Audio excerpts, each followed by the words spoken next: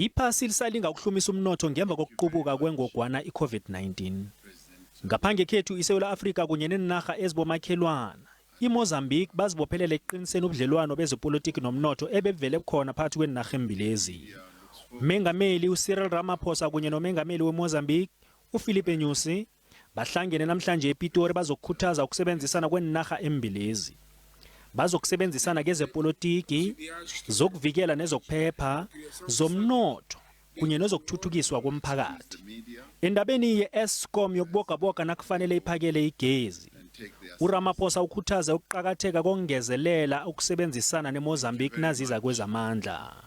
South Africa is keen in particular to expand cooperation in a number of sectors between our two countries, but especially also in the energy sector.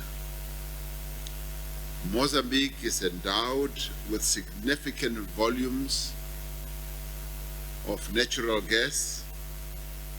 This can benefit not only the people of Mozambique and South Africa, but also the rest of the SADC region. Umengameli uFilipe Nyusi uthi ubudlelwano obu sele bunemphumela emihle. Khuluma ngendaba yamavisa eyatlikitwa ngomnyaka ka-2015, lokho kukhulise khulu ubudlelwano emkhawulweni welibombo. Okwanje iMozambique inarha yesithathu ehwebelana kuhle neSewula Afrika, enarheni ezinge-Afrika engeSewula.